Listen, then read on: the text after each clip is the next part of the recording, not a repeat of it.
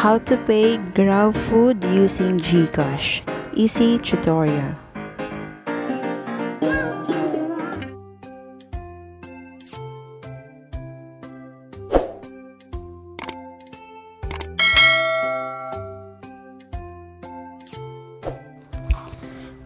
Ang una nating gawin ay pumunta sa Grabfood app at pindutin ito. At antayin na ito ay lumabas. Pangalawa, pindutin yung food at pumili kung anong gusto mong orderin. Kung gusto mo ng Jollibee, pindutin ito. So, ang napili ko ay Jollibee. Kung napansin nyo, may mga branch na nakikita nyo. Piliin nyo lang yung mas malapit sa inyo. At pwede na tayong pumili at umorder. Pag nakapili na kayo at kompleto na yung gusto nyo bilhin, pwede nyo nang pindutin yung place order.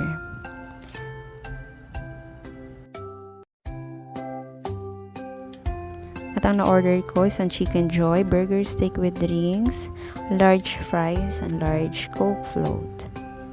At nagkakahalaga ng 318. Nakasama na yung delivery fee.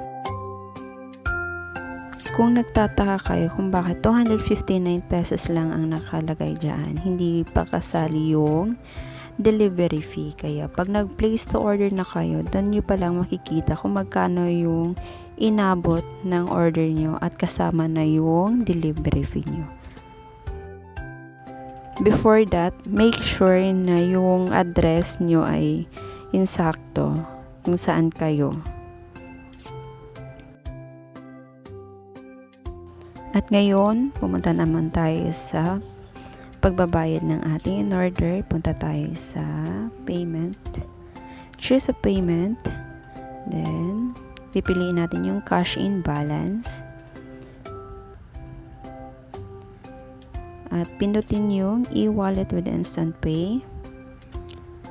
Tapos, lalabas yung Gcash. Pipindutin natin at open Gcash app. Kung wala pa kayong Gcash app, pwede nyo i-download via Google Play. Sa mga iOS naman, pwede nyo naman i-download. Naka-install ng ating Gcash. Kailangan pa natin i-update. Then, at pipiliin yung, pindutin natin yung send money, bank transfer, at hahanapin yung Grab.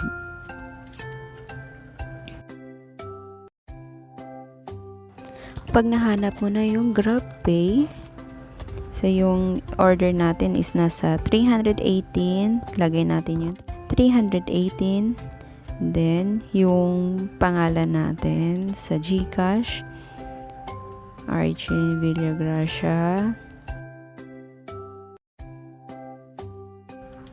at yung account number is yung phone number na naka-register sa Gcash. Tapos, ayun, send, make sure 318, ayun, 318, so pwede na natin send money. Double check before confirming anything. So, ayan, confirm. Yan, may receipt na tayo sa pagbabayad ng ating Grab. Tapos ngayon, punta tayo sa Grabfood app. Nakikita nyo sa gilid, may 318 na. Pwede na tayong magbayad. Ayan, place to order.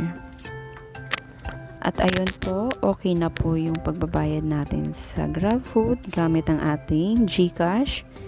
At pwede na nating antayin ang ating order sa ating mga bahay. Kasi alam po natin na bawal po tayong lumabas, lalo na may pandemya po natin nararanasan sa ating mundo. And thank you for watching. Please subscribe to my YouTube channel. This is Villagracia's vlog. Please like and subscribe my YouTube channel. Thank you for watching.